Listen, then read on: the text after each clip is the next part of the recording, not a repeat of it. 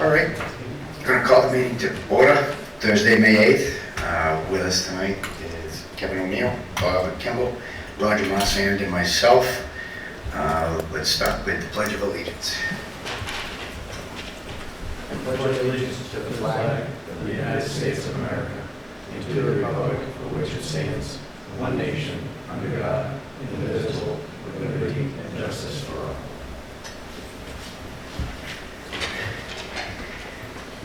Okay, real quick, I do want to say a word about someone that just recently passed, that some of you may know. Ed Potvin passed away suddenly the other day, unexpected. He was a huge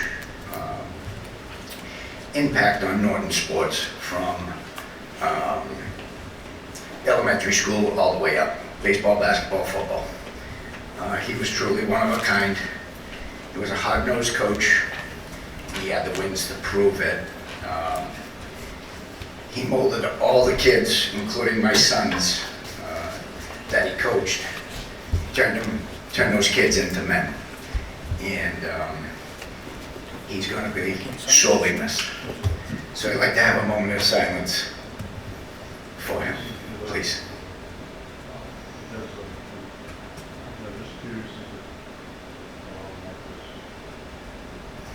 Thank you. Okay. First up, appointment of 2025-2026 Serpent Commission member. Mr. Yurvitz, we have something to that effect? Alec, Yes. I'd like to throw my name in as well as a possibility. Okay. Mr. Chairman, can I ask a question also? Yes. Have these positions been advertised? I mean, are people aware that this, between the SERPED, I mean, these are both very important committees and boards for the town. One is especially important, the joint transportation, that has to do with funding of roads and all that kind of stuff. So I think that he's stepping forward is a great opportunity for us to keep our head in the ring. But are there anyone else, has anyone else indicated they're interested at all, or have we advertised the position so other people are aware of it?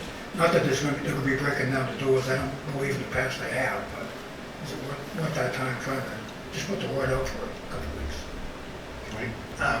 We have not advertised the positions. We could do that and put this on your next agenda. We have one person, Mr. Stefanelli, that expressed an interest in the Serpent Commission member position.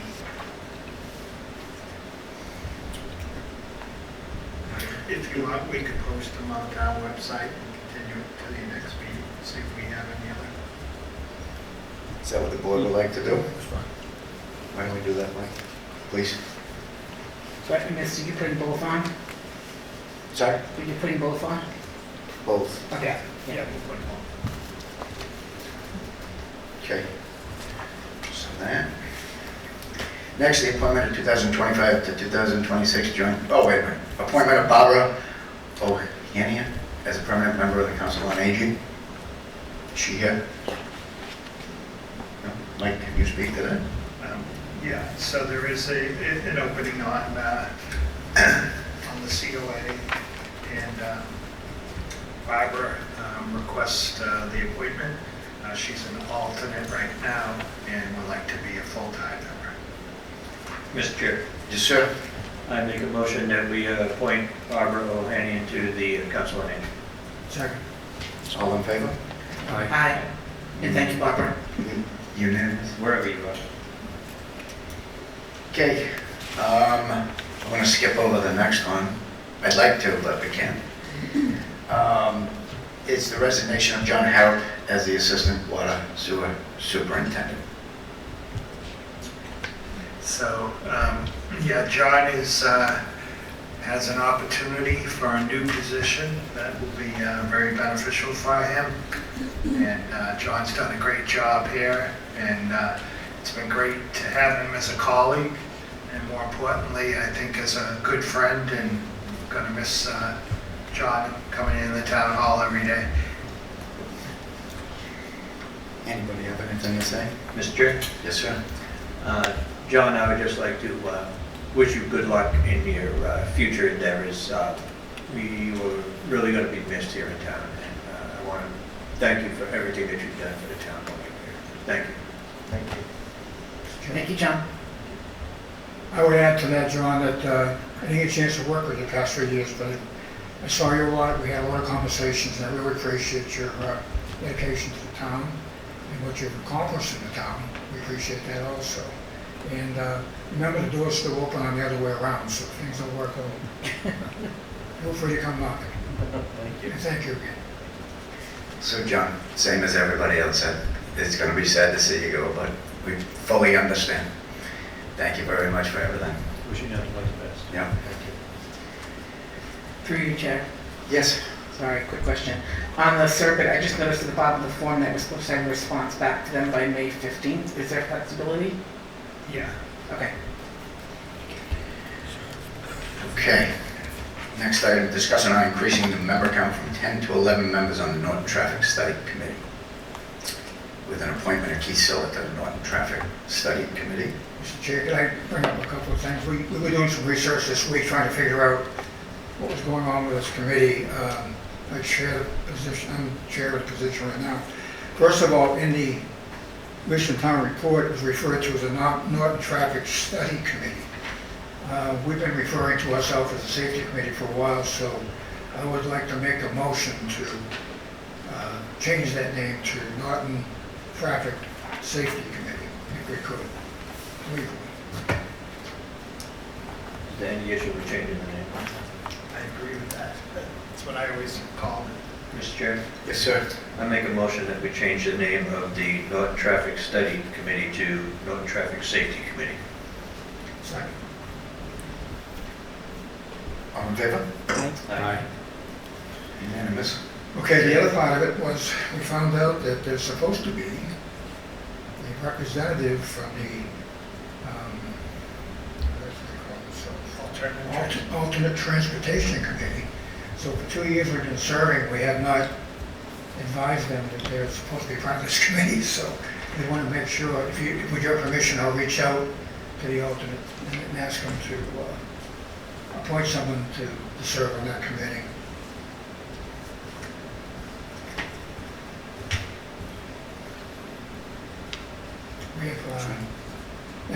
We have two applicants. We want to increase it from 10 to 12, 10 to 11 rather.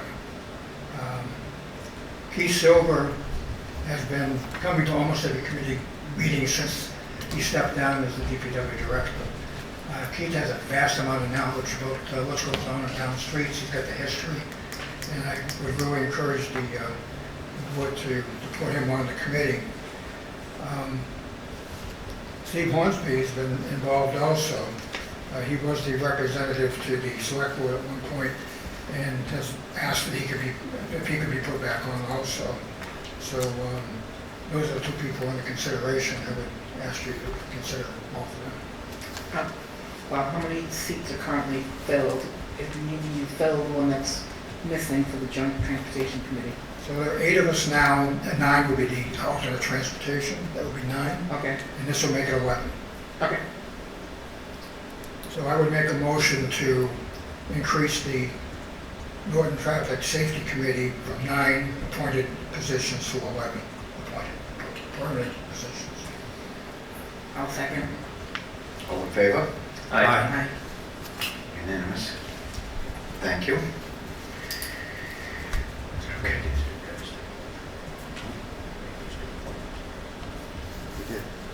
Mr. You Chairman, just increased this. Sorry. Mr. Chairman, I make a motion that we appoint Stephen Hornsby to the Norton Traffic Safety Committee as a permanent member. Second. All in favor? Aye. Unanimous. Mr. Chairman, I make a motion that we appoint Keith Silver to the Norton Traffic Safety Committee as a permanent member.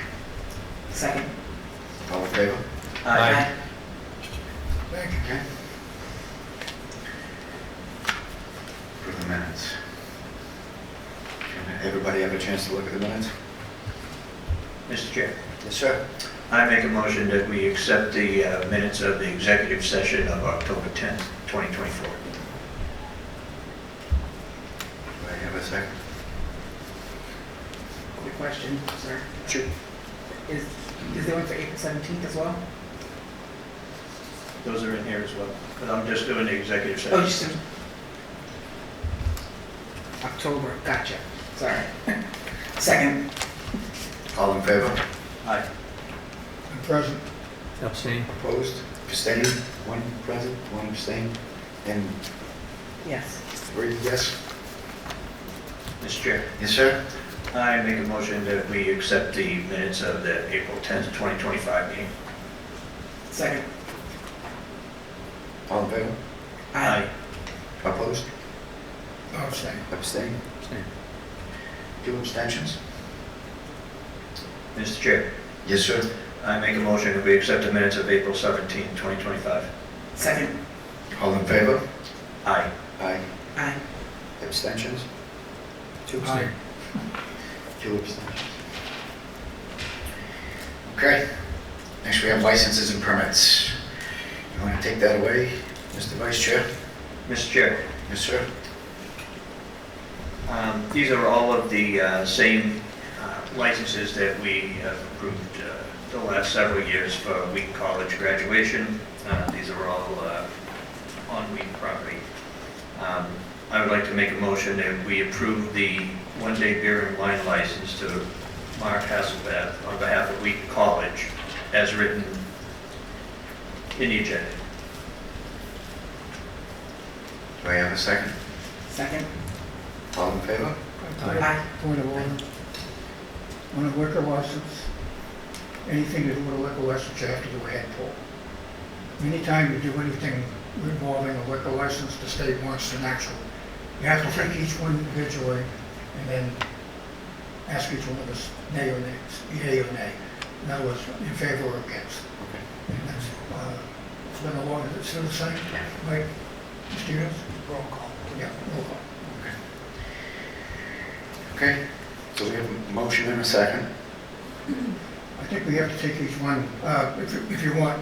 I'll vote to approve the one-day beer and liquor license for Mark Hasselback on behalf of Wheaton College for the Watson Courtyard at Wheaton College from 4 to 7 p.m. on Friday, May 16, 2025. Mr. Town Manager? Yeah, we had counsel here previously on another issue, and they said you could read it as listed, all of them, rather than do them one each individually. So it's up to the board. Okay. So why don't we just wait? So we still have a standing motion and second. second for all of them together. Yeah. Okay. Okay. Kevin? Yes. Denise? Yes. Bob? Yes. Roger? Yes. And I am a yes. Thank you.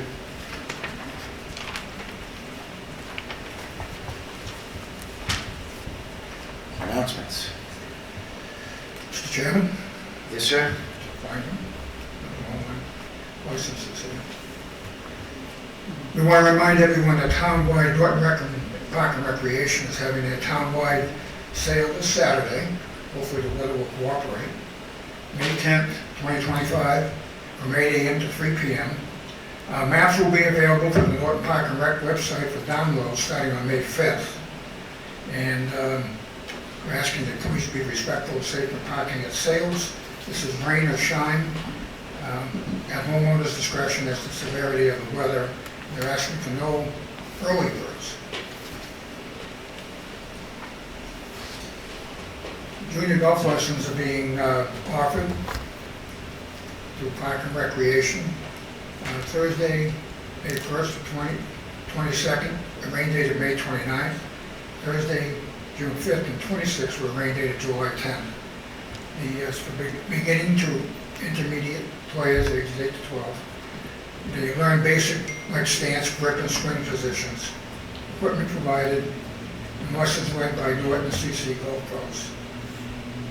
If anyone has any questions, they can send it to lessons@Everett Park.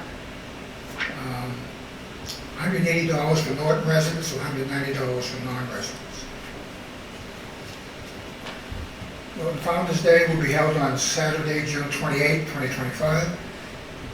We'll call out for all vendors who are interested in participating. The event will be from 3 to 9 p.m. and then the fireworks will begin after that behind the old school. For more information, you can reach out to Founders Day at nortonmassus.com or 508-285-0228. And it's also going to be part of the Norton Veterans Third Annual Carnival. Carnival will be held June 26th to 29th, Thursday through Friday, 5 p.m. to 10 p.m. Saturday will be from 12 p.m. till after the fireworks, and on Sunday will be 12 to 6 p.m. Fun for all ages, and again, that's in conjunction with the Park and Recreation. There'll also be a car show on Sunday, the 29th, from 10 a.m. to 2 p.m. in front of the old school. And I think that's all I have. I think so. Thank you, sir. On to new business. We have vote to declare the police department's 2018 Dodge Charger, 2018 Dodge Charger two of them or one? Looks like that's twice. The 2018 Dodge Charger and the 2014 Ford Explorer Yep. as surplus. Mr. Chair, Yes, sir. I make a motion that we declare the police department's 2018 Dodge Charger and the 2014 Ford Explorer with the listed VINs on the agenda as surplus. All in favor? Aye. Aye. Aye. Unanimous. Thank you. Okay, discussion on advertisement to hire an interim town manager. Mr. Denise, you want to talk about that? Yes, is it in here?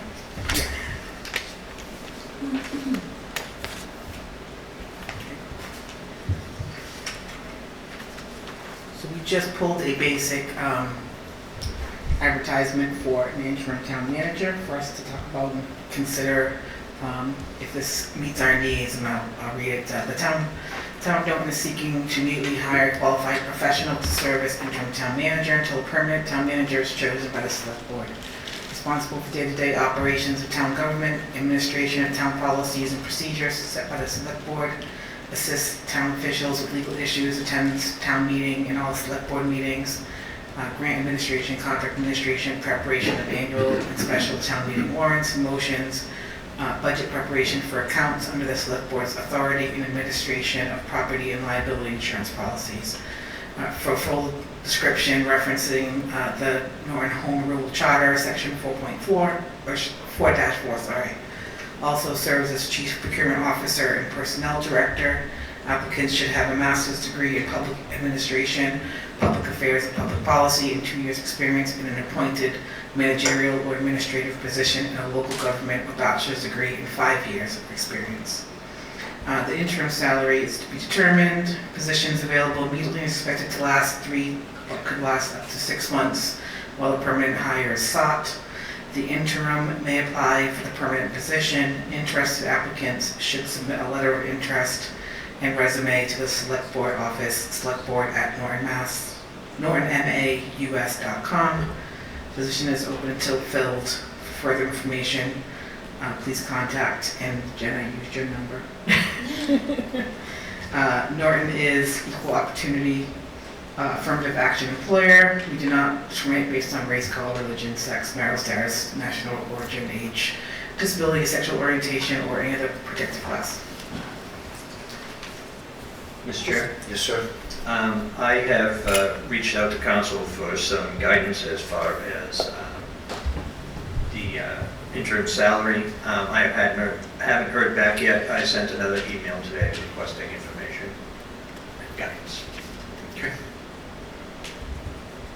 Denise? I mean, it's a pretty generic description. Pretty straightforward. It's just an interim position. Yeah, looks good. Thank you. All right. Other business topics not reasonably anticipated for you guys in advance? Like? Anybody?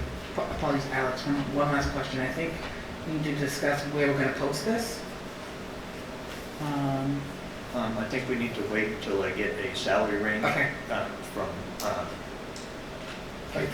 Okay. Okay.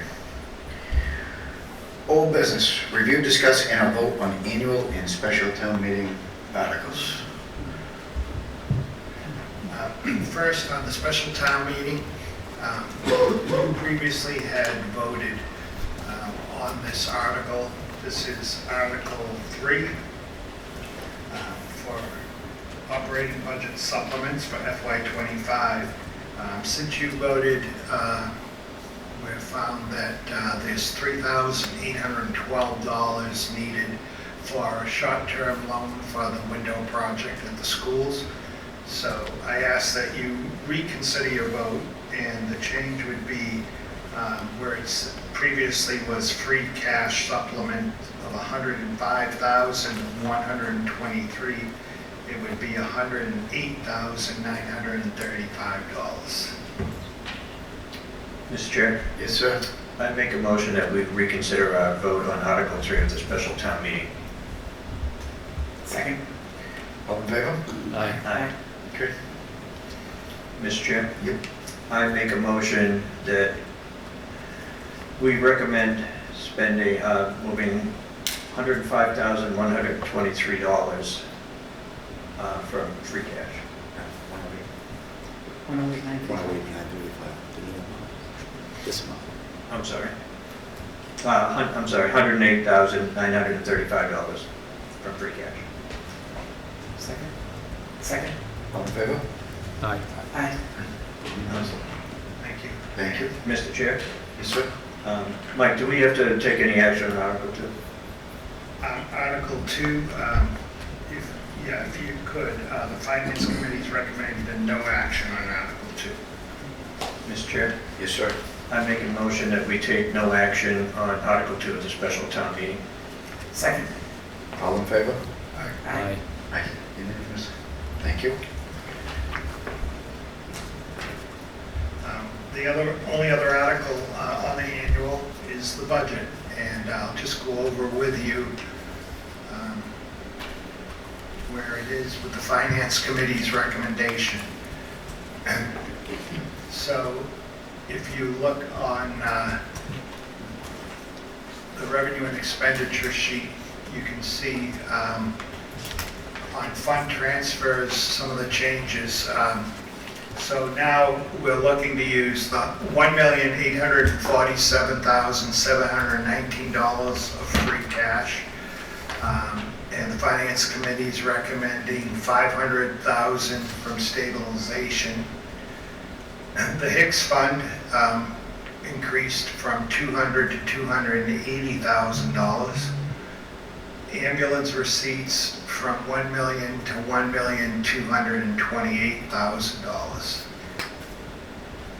Those are the changes since you last spoke. And down the bottom,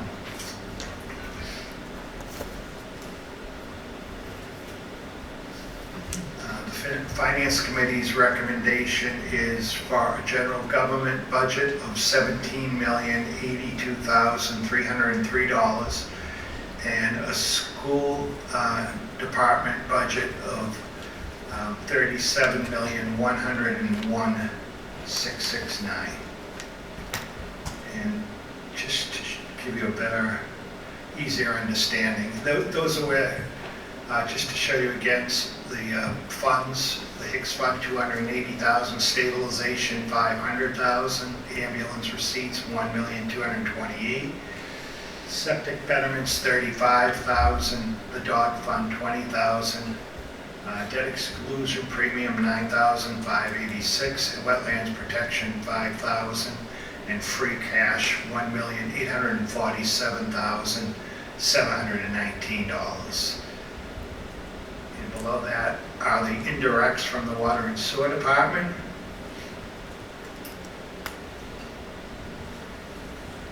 So you can see we have available to raise and appropriate $73,531,600 $708, and then the indirects of $763,329. So, my quick question, the ambulance receipts, it was pretty steadfast. That deputy chief, the last we met, didn't want to dip into those ambulance receipts any more than we had through capital. What's that 228,000 extra? That $228,000 is to fund the fire department budget, so rather than have them come back in October, the finance committee felt that they could use more money from ambulance receipts and fund their budget now, so they don't have to come back in October. And that was the same logic the finance committee used with the stabilization fund, was to use $500,000 from the stabilization to the school department. So the school department wouldn't have to come back in October. Mr. Chair? Okay, yes, sir. Mike, so as of right now, there's no departments that aren't funded as much as they want, and nobody's really looking to supplement their budgets in the fall? Well, I would say that your bigger departments were taken care of. The school department, the fire department, the highway department got that position added because of the extra Hicks Fund money. Police to a lesser extent, but they did get more money, not what they were looking for. They may need to come back. I don't know if they need to come back in October. They may be able to wait till May. And then in the COA received an extra position. So some of the areas that you'll have to keep an eye on, I think, for in the fall. The reserve fund was reduced from its usual 150 to 100,000. That may need some work in the fall. Legal services was reduced from to 80,000, and in FY24 we spent 96,000. The year before that, 93,000. So that may need some more money in the fall. We reduced our data processing budget, and that's something that may have to be looked at. And as I said, the police department was funded at $4,572,818, and they were looking for $4,679,889. So instead of the $4,426,264 in salaries, they received $4,329,118. To your point, Roger, I think what I heard at the FinCom meeting was the hope or expectation was that there would be little to no asks in the fall, and that any money would go into the stabilization if there was some. To backfill where we took it out of stabilization and... Right. So, like I said, the departments in here to a lesser extent may need some small amounts, but the bigger departments are pretty well taken care of. Yeah, I don't, through your chair, sorry. I'd also add that after watching the FinCom meetings, there was some good, robust conversation. This is a painful exercise every year. And they had some real good conversation. I would encourage everyone in the town, before the town meeting, to kind of watch those conversations and watch the meeting and kind of watch the process of what they've gone through to come to this budget and understand where we're at, because I think it was helpful. Mr. Chair? Yes, sir.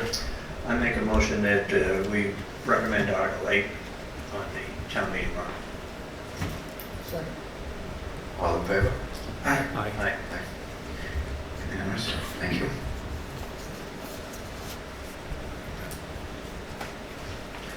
Anything else at Milton? Go ahead. Um,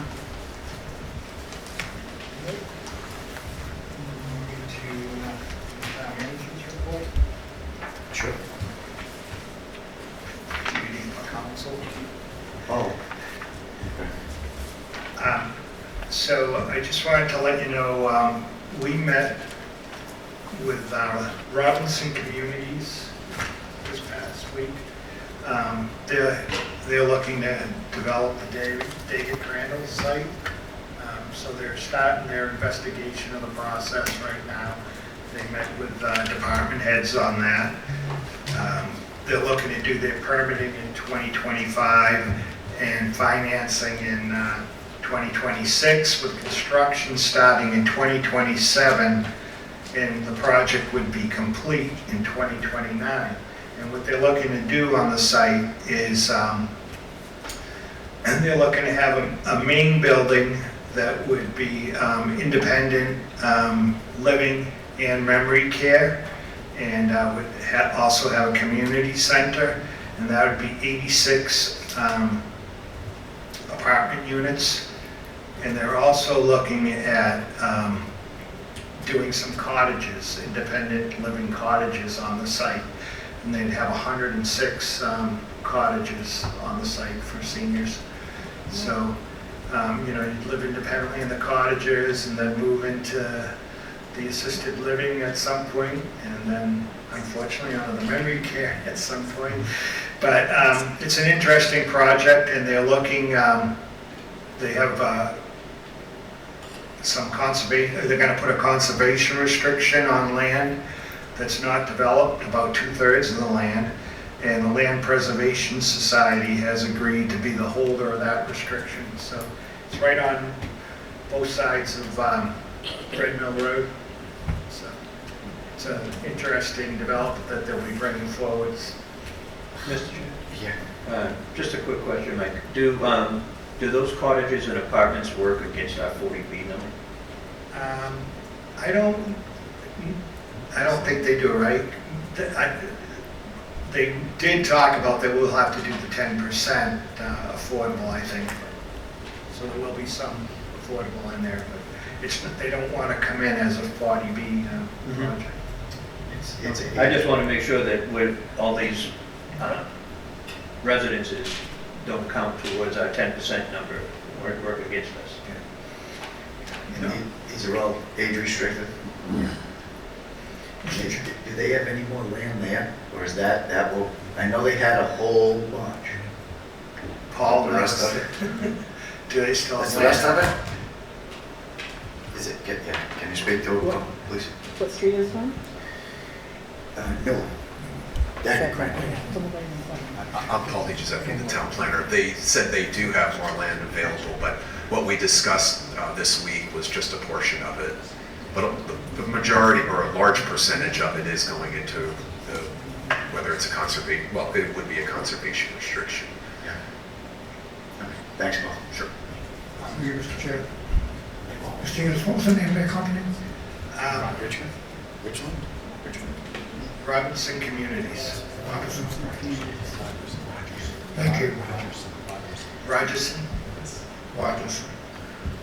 Yeah, I mean, it certainly sounds like it fits right within what we've kind of targeted or seen in the master plan. And I think there was someone I saw from the Housing Authority at one point that presented how many applicants they're getting for the housing there.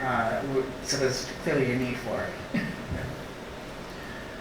I'm sure. Another thing I forgot to mention when we were doing the town meeting stuff, at your last meeting, there was a request to move the MBTA zoning article up, and that would be a prerogative of the moderator. I was just wondering if the board is supportive of that, if you'd like to let the moderator know that you'd be supportive of moving that article up. I mean, anyone can make the motion at town meeting. That's, me personally, that's his meeting. That's his prerogative. Personally, I'm supportive if he wants to, but yeah, it's his call. Thank you. Do we have, Sharon? Oh, yeah. All right, so next order of business is discussion on repairing of King Philip Road. So with that, I know we have a lot of residents here.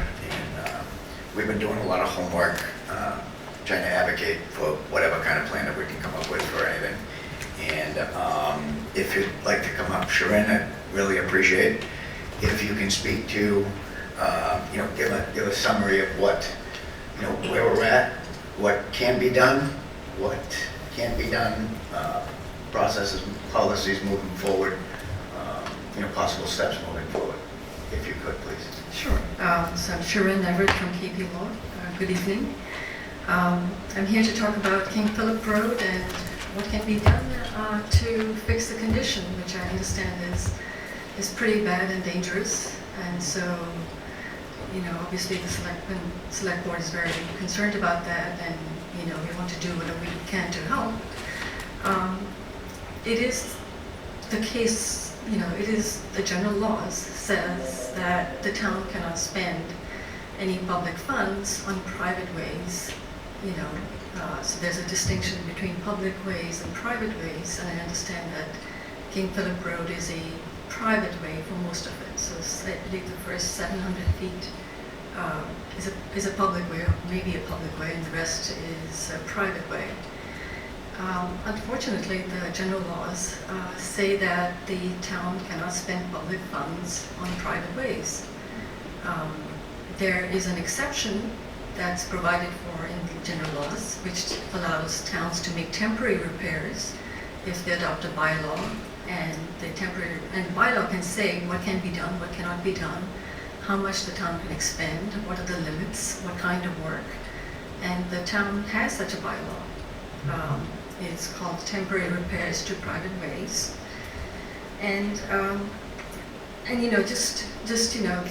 the name of the statute that allows the town to do this limited work is called Temporary Repairs to Private Ways. So just by the title, you can tell that it's just talking about temporary repairs. So what the bylaw provides is that the town is authorized to make temporary repairs on private ways. It says that it needs a vote of the town meeting has to authorize this.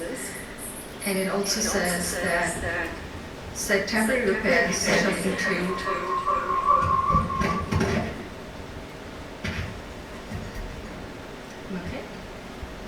it says that the temporary repairs shall include only the filling of holes or depressions with sand, gravel, cinders, or other suitable materials, but shall not include construction, reconstruction, or resurfacing of the ways.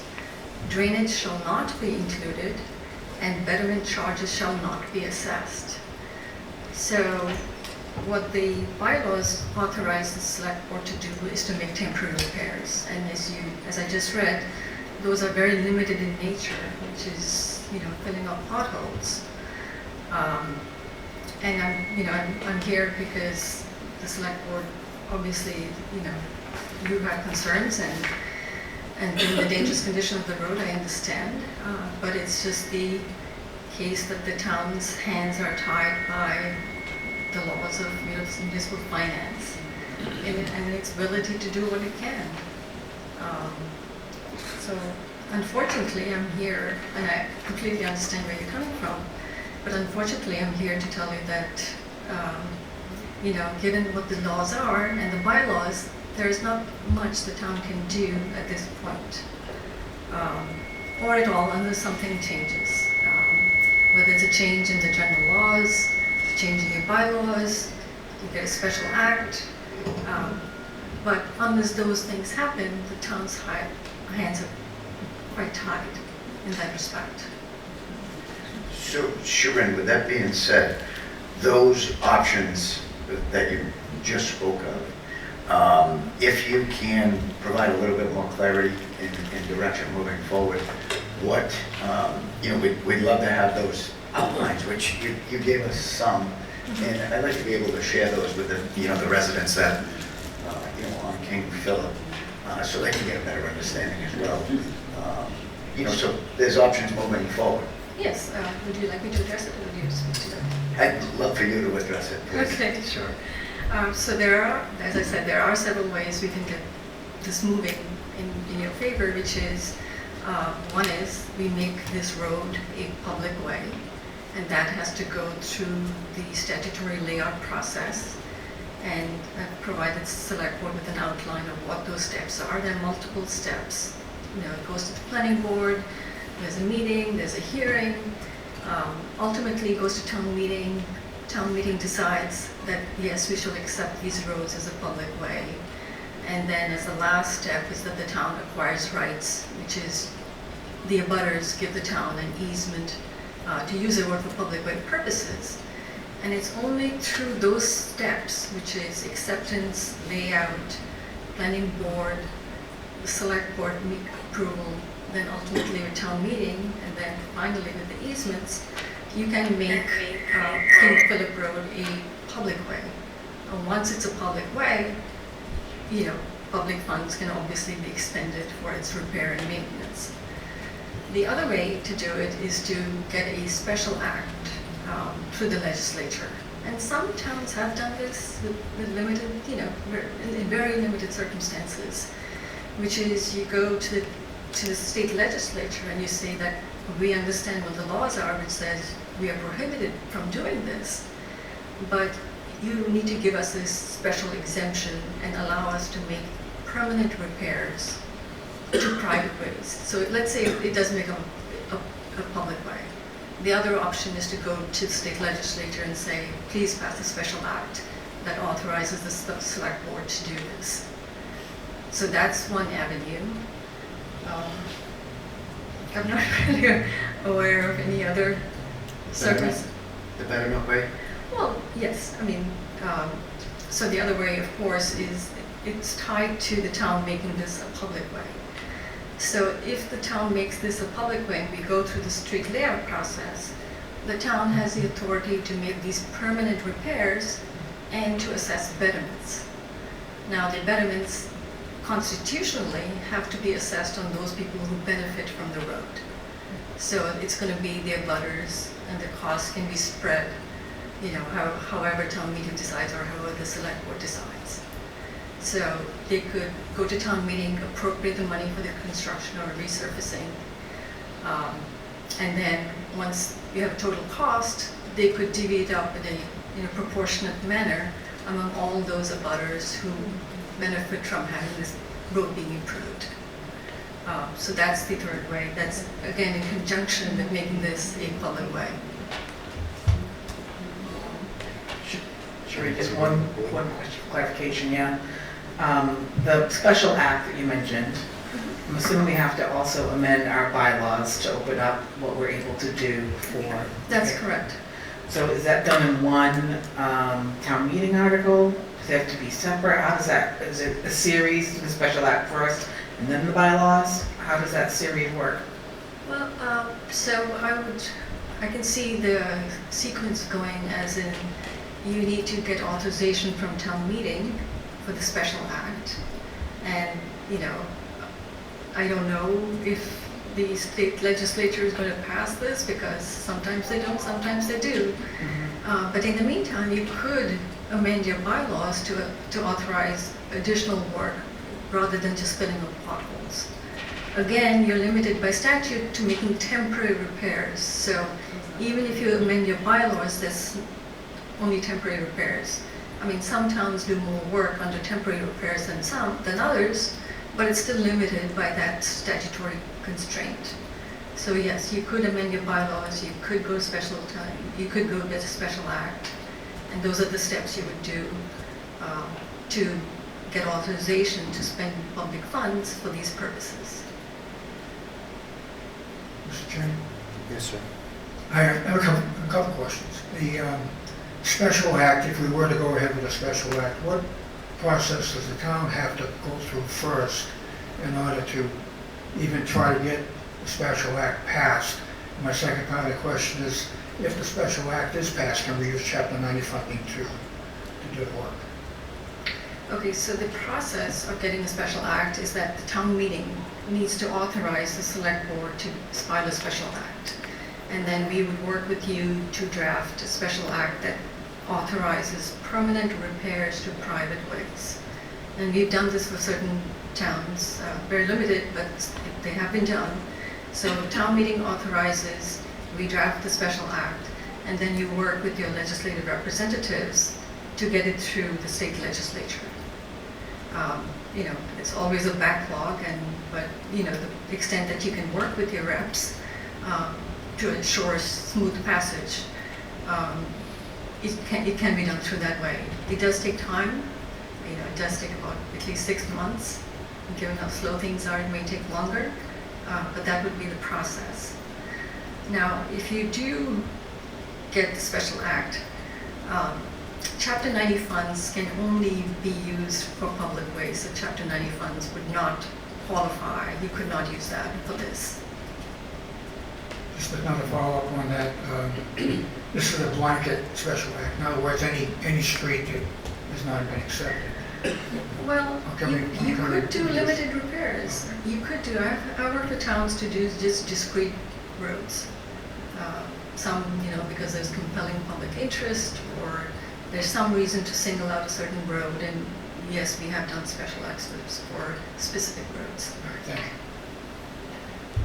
So, Sharon, a quick question. We did, or it's coming up in, you know, at a town meeting, we have increased the budget for repairs under our existing bylaw, because that didn't keep up with inflation and whatnot.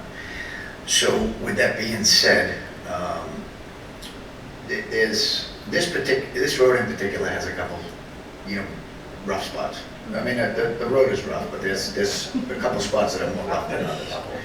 And, you know, I believe, you know, with that being said, you know, I'd like John to speak to this too, because I believe if we stay in the same elevation, it meets John's requirement, conservation requirement, on, you know, instead of you know, it's a more extensive repair. Mm-hmm. Okay. And you know, instead of just filling the holes. Right. You know, it's more of a permanent than. Right. You know, to get by for the time being till, you know, whatever ends up being decided, if there is anything decided. You know, we're trying to get some, as fast a relief as possible to the residents. Right. And that's my biggest, you know, concern. How do we get, you know, something done sooner than later? Because it seems like, you know, the accepting it as a public way, it seems like it's going to be an act of Congress. And then, you know, we can then assess a betterment, and they're going to pay for it. You know, the residents. Right. So I don't know if that's the best way moving forward myself. I mean, that's just me with what I've read. So, John, if you could speak to, you know, repairs that could be done, would be wonderful. Hi everyone, John Thomas, Conservation Director. What was the question again? Sorry. Sorry. Go. The question again? So, you know, what you explained to me the other day, or us the other day, was the, you know, the level of a type of a repair. Right. To where it gets to, you know, a replacement. Right. So the challenge here with this road kind of outline that we have is you have to think of it, because we're in most of the majority of it is in the floodplain. So whatever work we do, we have to make sure and ensure that the elevations that we're basically doing all the repair work or grading or any sort of activity is at the same elevation we left it at. So we need to make sure that, for instance, the elevation does not fluctuate or change. If it becomes higher, then it becomes a problem with conservation, and this is no longer emergency repair. It's more of a issue where we have to file after action permitting to make sure that we're in compliance with the Wetlands Protection Act. So. Any questions for John? I just have one. John, so I was out there yesterday looking at the road again, and the flood, obviously the floodplain's coming onto the road itself. Oh yeah. Hiding those big holes that no one else can see, but we know they're there. Right. So what you're saying is that the elevation we'd have to work with, or can we come up a bit with it? Or? So the challenge that we have is we cannot exceed the flood elevation out there. Flood elevation. The flood elevation, we cannot exceed it. Obviously, when the road went in, I don't know if there was enough data collected or presented at the time when they were doing the work for the the sewer line extension and whatnot through that area. I know that they resurfaced it, repaved it, but I don't know if there's any data. We'd have to look to see kind of what there was, but, you know, for us to be safe rather than sorry, I think it's probably best for us to try to get existing spot contours out there to see what the existing information is, and then be able to quantify and certify later on, after the work is potentially done with all the repairs, that we can basically put our stamp on it and say that, yeah, there was no net change, there was no net increase in fill for the project. So with that being said, John, could, you know, Jared do a, you know, a section repair? I think if, for instance, if he had his level out there and he was basically doing it in sections, I think we could potentially do it and certify that the work is done. But if he's doing the whole entire roadway, that's going to be a little bit more extensive. Completely understood. I'm speaking specifically to those two really bad spots. Yeah, I think if we're going to look at it, the area as kind of looking at as, you know, areas and identifying sections that are in really, really bad shape, I think we can potentially look at those and try to fix those as soon as possible, provided that we have the ability to do so. But, you know, just making sure we have an electronic level and making sure we're at the same elevations, I think that's something that we can do. Okay, beautiful. All right? Beautiful. Thank you, All right, John. thank you. Through you, Chair. Yes. Sorry, I just have one more question for Sharon. You mentioned that you've done a few of these special acts before in the past. How successful have they been? They've all passed. Okay. So, Sharon, with this, you know, now with, you know, the 3 or 4 days that you know this project, what do you think, you know, basing off of, you know, history with other municipalities, like when you said, what would be the best course of action for us, and that mainly for the residents? What would be the best course of action? I don't know the road. We've never driven it, but you know, the best course of action would be to make this a public way.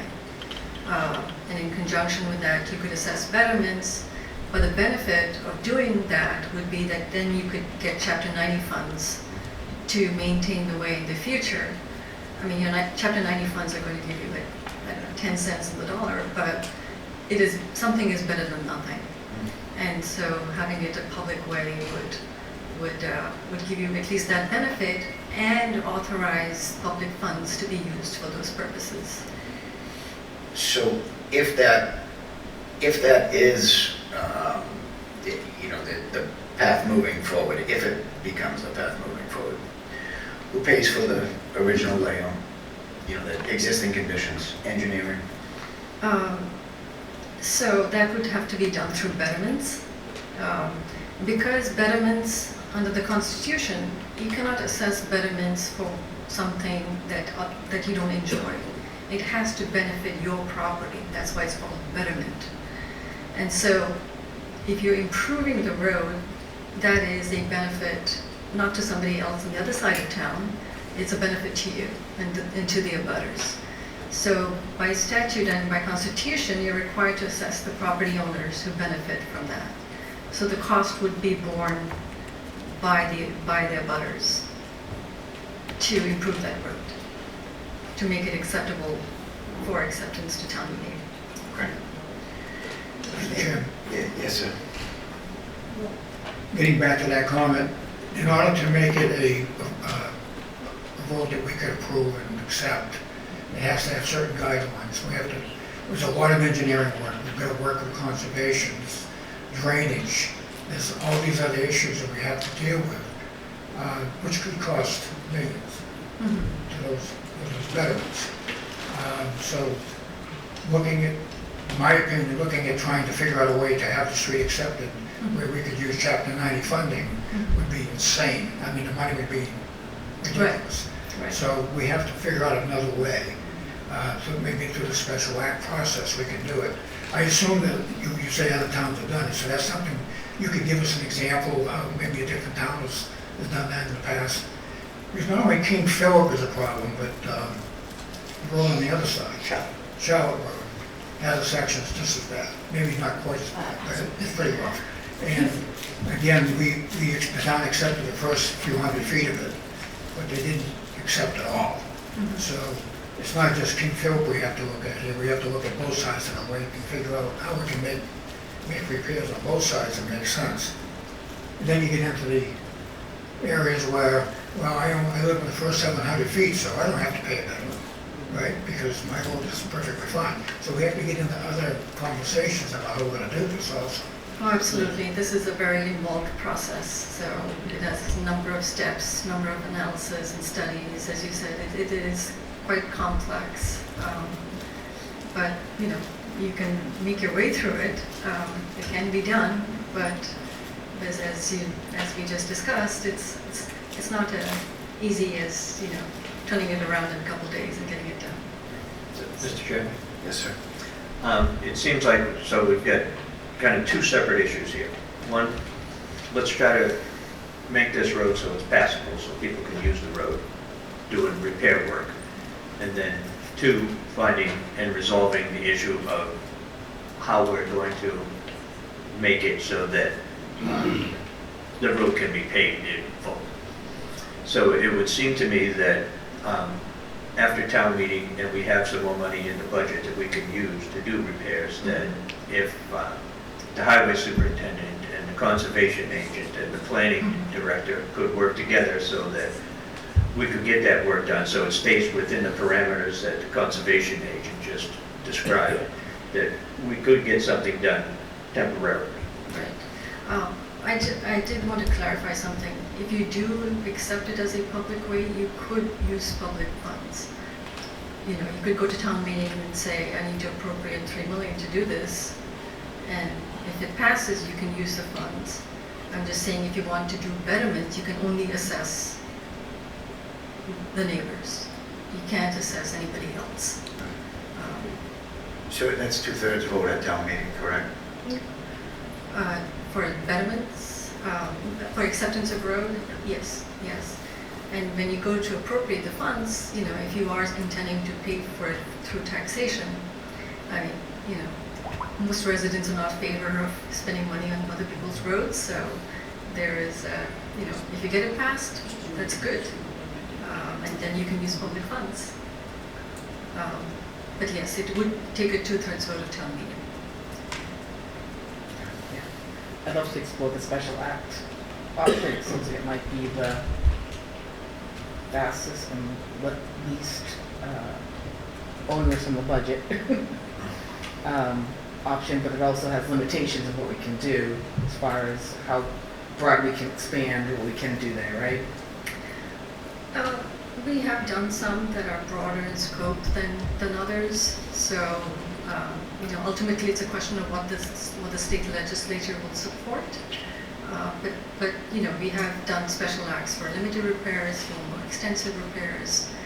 It's just also a question of, you know, where you're going to get the funds. Yeah. If you could give us an example of probably the most extensive, so we can see sort of the guardrails of where we could go, that'd be helpful, I think. Examples of The ones you've done before. that most okay. Yeah. I'll have to go back. I don't remember off the top of my head. Anybody else? Questions? I just want to make a comment. I went out there and looked at the road the other day, and it's funny how the width of the road is so different all the way through it. You know, when you go into the first 700 feet, it's like 22, 23 feet wide. When you get down where it's wet, where the swampy area is, it's like 16 feet. You know, so when we're talking about a 40-foot width, we've been talking about that for a while, kind of gives an idea of how much this land is going to be taken if we try to comply with Chapter 90 guidelines and 40-foot width of street. These people are going to be living between the pond and the lake and the road, and that's basically where it is. It's a challenge. So we have to take a look at that, see how we can figure it out. But for the most part, I took 4 measurements. It was 24, it was 22, 19, 16, and there was another one that was, I think, like 12. And it's tough to figure out where the road is, but in some areas it's washed away, so you can't really tell where the original pavement was. So it's serious, and we have to figure out a way to do it. And at the same time, I think we have to keep in mind that we don't want to take everybody's property in order to do it spend millions of dollars and way out and bounds and all this other stuff, and then come back and say, oh yeah, we're gonna do it, but we're gonna take most of your property along with it. So I think, personally, I think the special act is something we need to look at. Yes, and I'm happy to provide examples when I get back. Thank you. Thank you, Sharon. Appreciate it. So I think we have possibility of working together with some larger section repairs. John can quarterback that? Mr. Chair? Yes. I would add to that, I think we have to hear from Paul too. I think the planning board has to be involved in this whole process as we move. They will be, yeah. Just to answer that question, yes, John Thomas, Conservation Director here in town.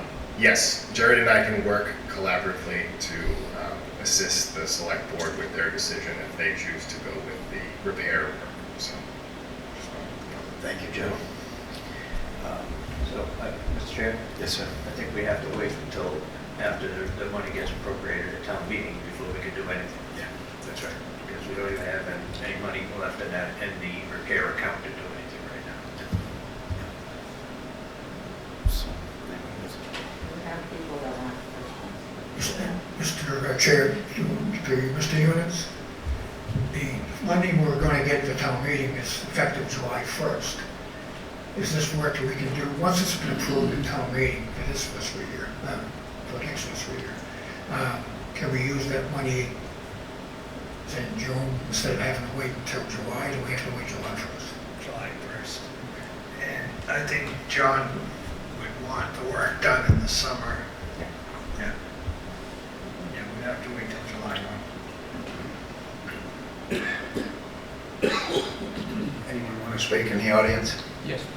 If I could, just on that, if Jared has any money left from what was appropriated this year, he can obviously use that. That was a whopping $1,500, I think. I'm sure he's used I it. don't know if it was that much, I think it was 1,000.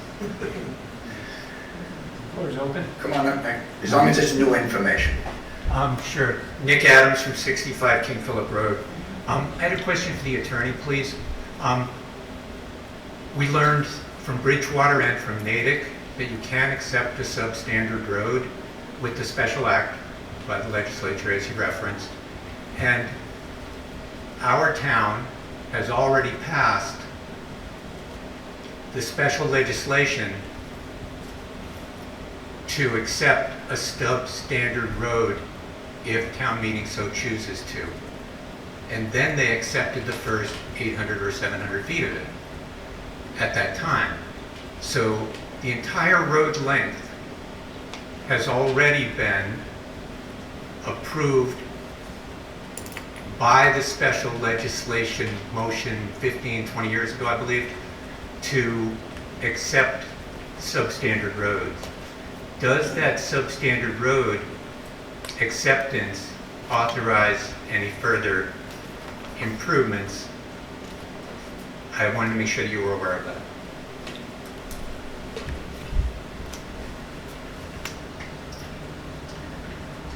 So yes, I am aware of the special act, which authorized the town to accept certain roads as public ways. But when the town went through the process, it only accepted the first 700 feet. It did not accept the remaining roads. So, so it can only spend funds on the 700 feet. With respect to subdivision standards, they are discretionary to some extent. Not all roads need to be 40 feet wide and have all the improvements. It all depends on what the planning board deems reasonable and safe for travel. So there might be ability to relax some of the more stringent subdivision road standards if that works in this case. But that could work. But as to that special act, it only authorized the acceptance of the first 700 feet. So Sharon, just to clarify, that was for acceptance of roads as public ways, not for the broadening of what we can do for emergency repairs, correct? That was only for acceptance as a public way, Yeah. nothing Okay. else. Yeah, correct, all right, understood. I recall, Mike, you pointed out that the entire length of the road has been authorized to be accepted. And the question is whether that legislation continues to this day, and that we could now accept a road which has previously been authorized. And I also want to mention that, as I keep saying, it is a 40-foot wide layout on which we have a 17-foot pavement road. And so I don't believe any land has to be taken at all. And that if you look even at something as simple as the surveyor's map, which is properly noted with GIS, documentation, more land, the town has been authorized to take a 40-foot wide road and only has utilized 16 feet of that with pavement. So I'm still trying to see the limitation. Well, I'm not an attorney or an engineer, and I'm not going to pretend to be one, so. Sure, and I think the question is, in 95, the town had the special act, as you said, to accept certain roads in town, subject to approval by the select board and the planning board. And at that time, the select board, they accepted this first 700 feet. Can they, if they were going to accept the remainder of the road, could they do that through that special legislation? Now they only accepted 700, but if the road was brought up to standards, or if the town decided they were going to accept the remainder of that road, could they now, the select board now make that decision based on that original legislation from 30 years ago? So this special act speaks of the roads, it says that the Board of Selectmen may vote to adopt and accept such roads as were listed, that were listed in the final proposal and was considered, laid out, and accepted as public ways. So it referred to a specific list of roads that could be accepted in this manner. And I believe that the final list had this road, but only had 700 feet. No. That's what was approved by the select board. The list had the entire road, but the select board only approved 700 feet of it, yeah. I'm sorry to interrupt. But so my understanding is that the legislation which was passed authorized the entire road to be accepted. And it was only that we decided not to accept the whole thing at that time. But my question is, has that special legislation still stand where it's possible to accept the road even though it is substandard? And again, this substandard aspect was brought to my attention by Mr. Brady, and I read everything and spoke with the town manager at, I believe it was West Bridgewater, and also they referenced the successes that Natick had in accepting substandard roads, making them and bringing them in to become a public road. And I'm not that familiar with what we have to do in order to bring it up to code, but it's my hope that the Conservation Commission would understand that a thin road is superior to a fat road, and that if you make the thing a 40-foot wide asphalt highway, you're not improving anybody's life. So I would love to see us be able to maintain it as a beautiful little 12-foot, 16-foot road ribbon on a 40-foot wide right-of-way.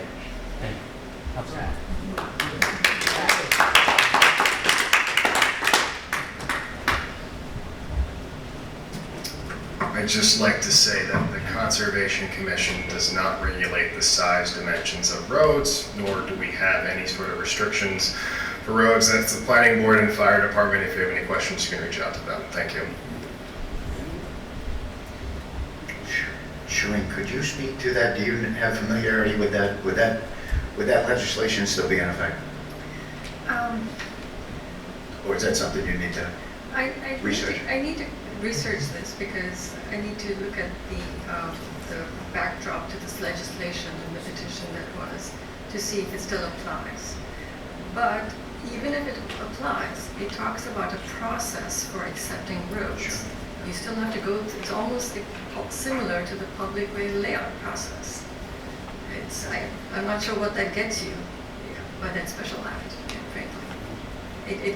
It streamlines the process somewhat, but you still have to go through the various, it has to go through the planning board, it has to be accepted by the select board. And ultimately, when it comes time for the town to acquire rights in the road, you still have to do that. This is not authorizing a taking of anybody's property. It's just a mechanism for you to accept a road should you want to. But in the end, if you need to widen the road, you'll have to acquire easements of land from the abutters. Thank you, Shubin. And Mr. Chair, Questions? just a comment. The acceptance of road, chapter 22, the act of 1995, that's the one we're going by. And I'm looking at the minutes of the selectmen's meeting at that time. And we had a complete list of roads. We read them off individually. We had the length, we had the width of each road. Showard Avenue, as an example, we only took the first 800 feet of that. These recommendations were recommendations that we listened to Carl Jacobs, who was our DPW director at the time. And he was the one who was making the final observations. But when we read this list into public record back in '95, and I was one of the ones that read it, we only put in 700 feet for Kennebec Road, put in 800 feet for Charlotte, and there was another one, Home Street, that we had on the list that we deleted entirely. We took it right off. So I'm not even sure if Home Street today is even approved. It's probably one of those streets that's kind of hanging out there. But Nick is right. I mean, it does say 40 feet width. And obviously, we don't want to do that. I mean, I just visualizing some of the grinder pumps that these folks have in their front yard, maybe under the road. I mean, at this point, so we got to be realistic and figure out how we can get a narrow street through that neighborhood in some kind of condition so that people can use it, not have to worry about getting killed on it. So I think we need to probably do some more research on this and find out what we can and cannot do. Give us some examples of how we can do the special act and go from there. You could do that through the regular street acceptance process. The street acceptance process, which is very akin, very similar to the steps that's in the statute. It doesn't prohibit you from approving a road that's less than 40 feet in width. It can be done, whether or not it's in here or elsewhere. So you have that flexibility. It can be done, but it still needs a town meeting vote. Yes. So ultimately, everything has to be approved by town meeting. Yes. And Mr. Chairman, that can be done, but still Again. can't use Chapter 95. Yeah. Yes, So Chapter 90 kicks in a whole bunch of requirements. correct. So I get that, but we've got to figure out a way to. Right, I mean, I had, in Wenham, there was this road called Longfellow Road. And it was twisty, turny, and, horrible, dangerous condition. And very precarious because it was on the side of a hill. And the town went through a special act to get funds. The abutters spent a lot of money contributing towards the cost of the road and the betterments, and they got it done.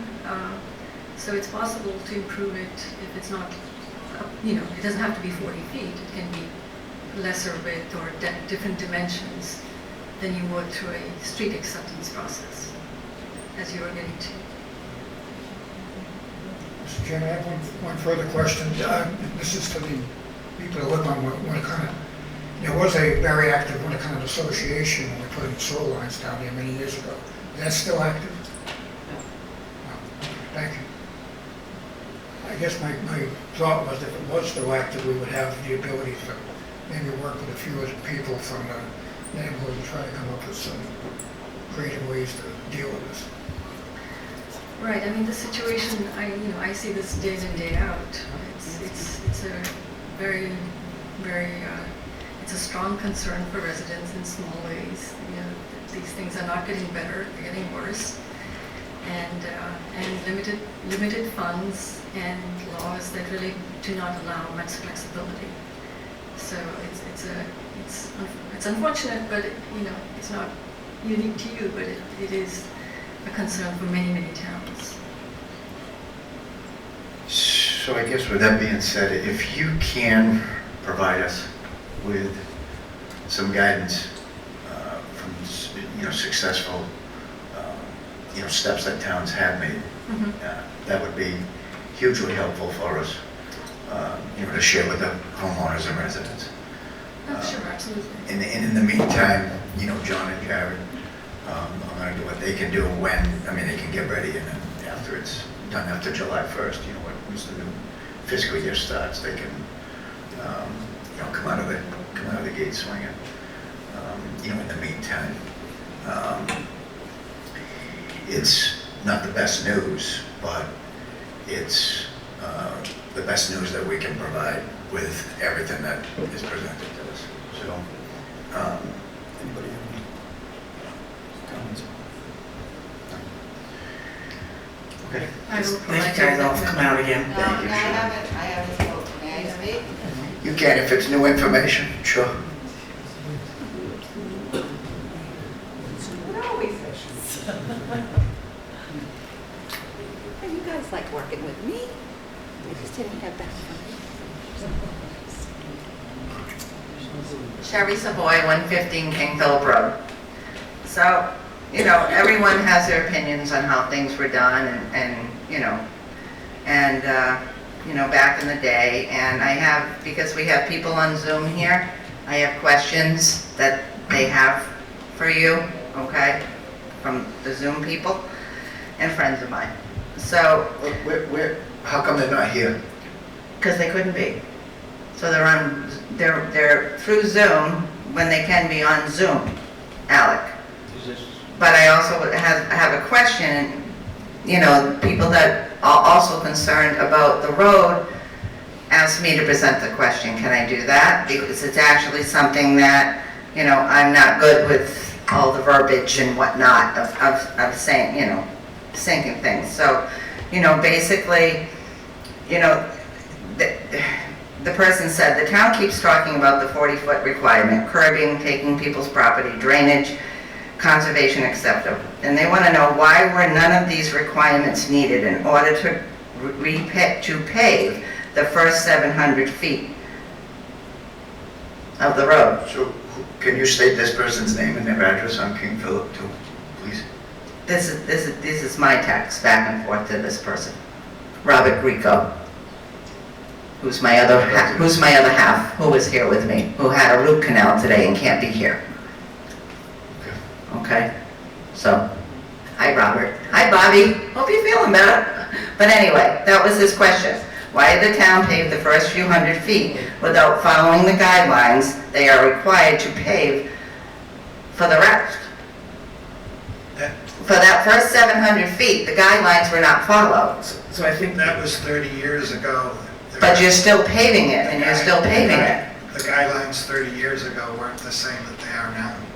Yeah, so I think So they can continue to pave it and not follow the guidelines? Everybody through me. Everybody through me. Huh? Everybody through me. No talking over, please. Okay, I'm sorry. Go ahead, Sharon. So that was my question, because conservation, John was stating something about, going through conservation and all this for that part of the road, but it's being repaved. And it's that part of the road in the flood plan too? I mean, these are just, we don't know. I mean, we just shoot from the hip here. I don't know the answer to that question. Because they paved it last year. And that, I think that was, his concern was, they can continue to repave that road, but, it sounds like, John needs to be involved with the flood area over there, and, how that's set up. It just, King Philip is honestly one road. And I don't get it that they can only accept 700 feet when the rest of us live on the same street. It's a weird situation. But I appreciate the attorney, I really do, for, your outlook, and maybe we can get things done, but also the concerns keep going forward. And again, just my homework that I do, because I like to give you guys homework. May I approach? I'll give you the first one, because I know I always have to.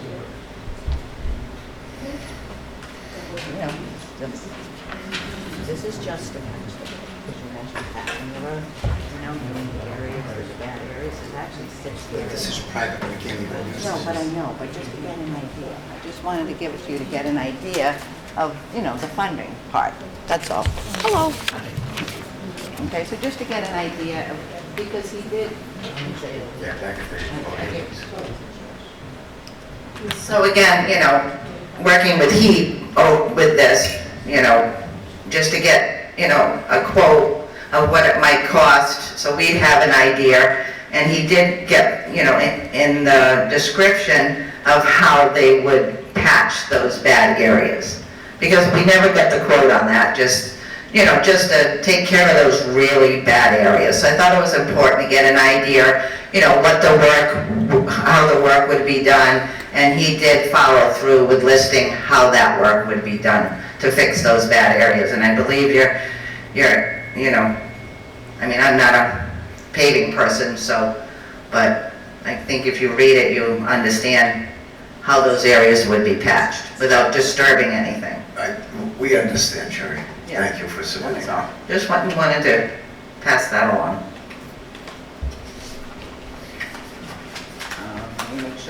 Let me make sure he didn't text me anything else.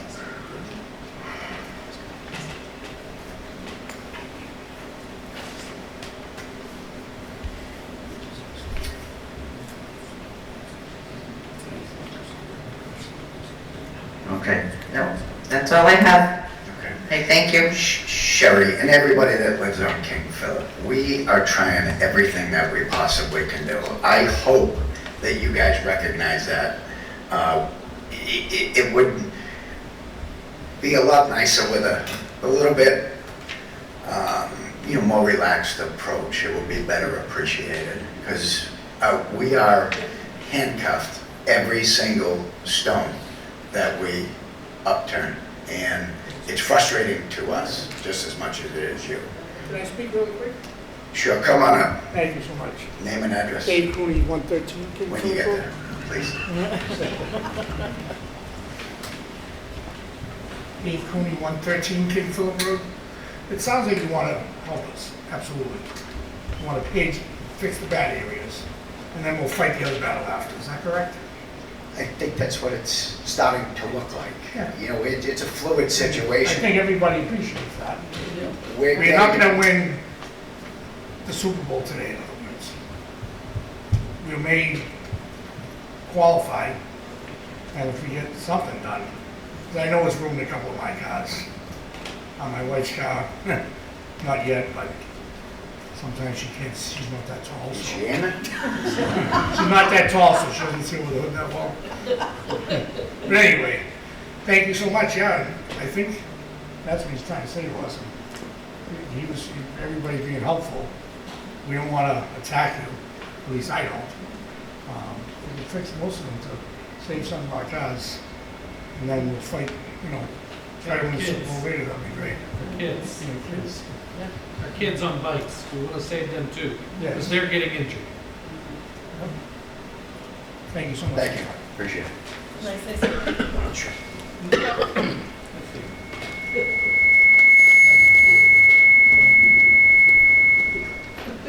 Obviously, we would appreciate, Allison August, 88 King Philip Road. Obviously, we'd appreciate anything that can be done. I was curious with the excise, where does ours go? Like, I know that the first 700 feet can see where it's gone, but I feel like we don't get to see where our taxes are going. We drive on other Norton streets, right? Yeah. So how come they can't help out do our street then? If we drive on their streets, they drive on us? I don't know. That's the I thing. feel like, Well, I feel like obviously that's temporary repairs aren't working. It's cement. People in town could say, why do we clean their lake? It's not just our We lake, spend that's that, everybody's. I know, that's just the same logic. And new news, my daughter has taken the biggest digger she's ever taken before. She was gonna come with me tonight and show you her war wounds, but she didn't. I just hope something can be done, I really do. I hope. And I get said you it guys are already. frustrated, I hope you but- guys see we're doing everything that we I possibly. agree, but we're also Very super frustrated. I agree, and now it's like giving up our Thursday nights to show that we want this. It's like not only do we have to drive up and down it all day, we giving up our Thursday nights to try to make something happen too, but I think I can speak for all of us. We want this taken care of just as soon as you do. okay, all right. Mr. Chair? Yes, sir. Just a suggestion, you guys are welcome to come anytime you want, but we've had situations, other situations in town on roads where they've decided to work everything through one person so that they have, your voice is still heard, but you don't all have to come out every time. I would say if you want to have somebody that, you guys designate as somebody to say that, yeah, King Philip Road people are still here. We know you're here. Okay, we get it.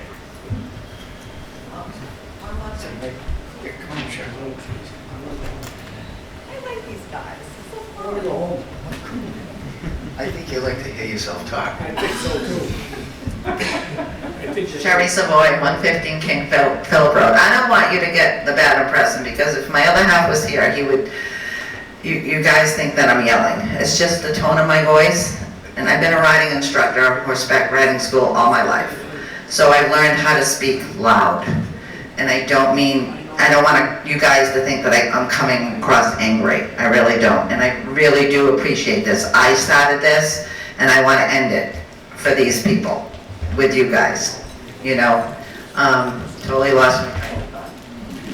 And we do too. No, I know you do. I know you do, because you answered my email. And I mean, I appreciate it. I appreciate when people reach out to other people. It's respectful, to answer the other person, and you guys have been great all along. I have to say, when I'm on the road, sometimes I don't, so just in case. Anyway, I'm not a big technical kind of guy. but I totally forgot what I wanted to say. It's okay. No, it's That's not. quite okay. No, Thank it's you for not. coming here. Thank you. I want to stay here a little bit longer. Oh, no. Enough for nothing. I did apply for a position in Norton and never got a response. I wonder why. Just want to say that. I did, I'm serious. You got my resume. Sure, thank you. I think if everybody could take, Roger's advice, if you guys could try and get somebody. Sorry, I apologize. I didn't want to interrupt you, but I remembered what I was going to say, because I'm old. So, what I was going to say is there are about 69 to 70 houses on that street, and when you mentioned about we don't all have to be here, I felt it was important to get as many people here to show how much we're concerned, because not everybody can come to every meeting, and it's nice to see other people who couldn't make the last meeting come to the next meeting, that's all. I don't expect you to have 70, residents sitting in here. And I am the Speaker of the House, so. Mr. Chair, sure, the only reason I even said that was just so you folks don't have to all come out. We know this is an issue. You see that we're addressing it. Right. It is on the Right. top of, in front of our minds. Right. So, But everybody has their own opinions on things and ideas, and and that's why you should all get together and then bring them as one person so that you Okay. can speak as one voice. okay, all right. Thank you, You Sharon. again. Thank you, Sharon. Anybody else? Name and address, please. Denise Savoya, 56 King Philip Road. I think at this stage of the game, from what I'm hearing tonight, and I just don't want to also everything here. I'm going to be patient. We got to know what our options are and that kind of thing. With that said, I'm going to move on. My granddaughter is here tonight, and she would like to give her perspective of the road. If she could come up and say something, she's ready to do it. Okay. And this is her first public speaking.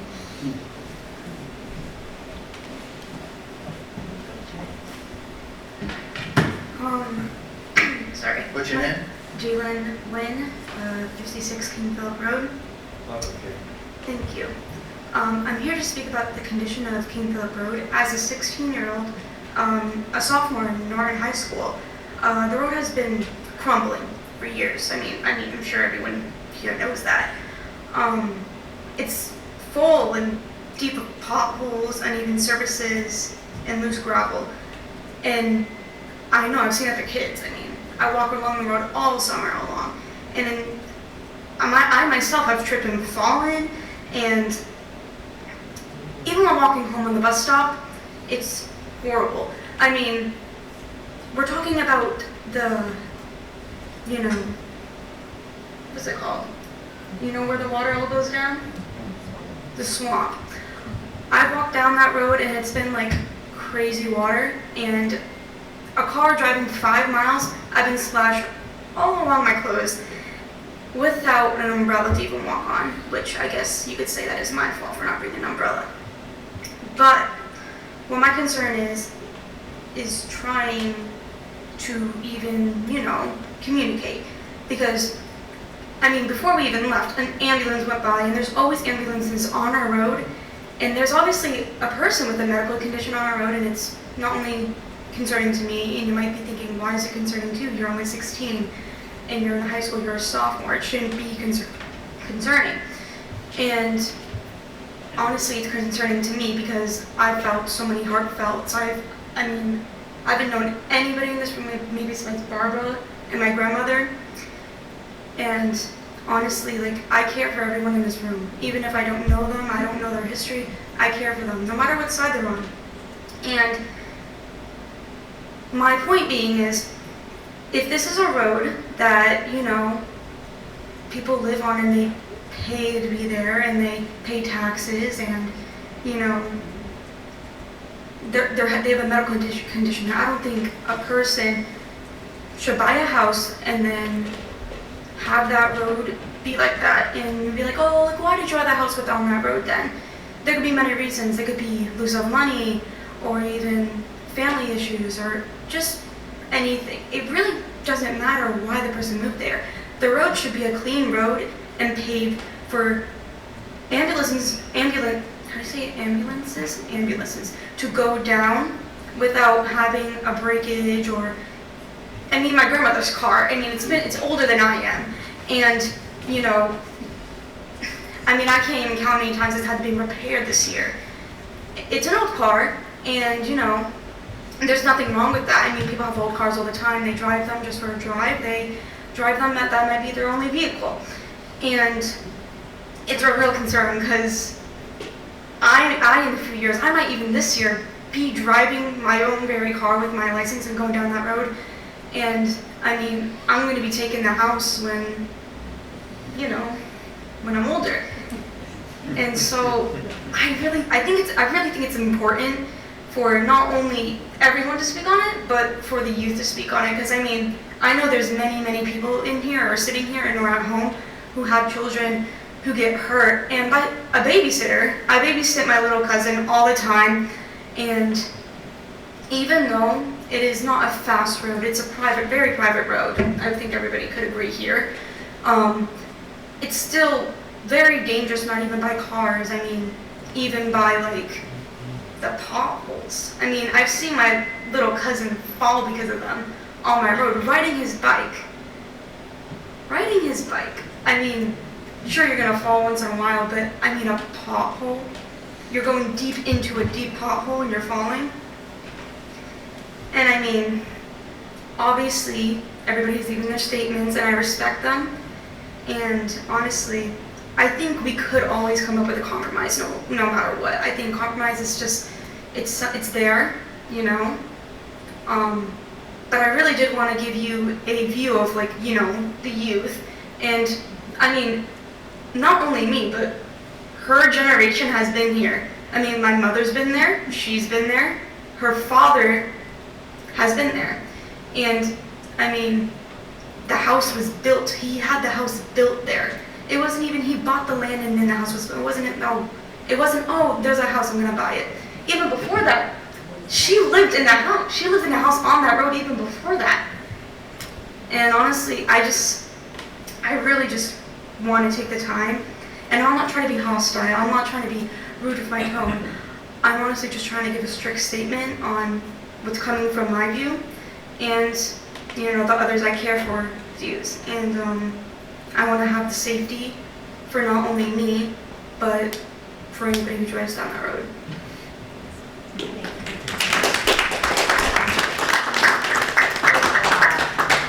Okay, thank you. Thank you. Okay, so that's done with that today. Everybody done? Okay. Select Board's report and mail. Warrants. Simple as that. Next meeting agenda, May 22nd, 2025. We don't have executive, and I'll take a motion. Mr. Chair? Yes, sir. Make a motion to adjourn. Second. All in favor? Aye. Aye. Bye. Thank you, everybody.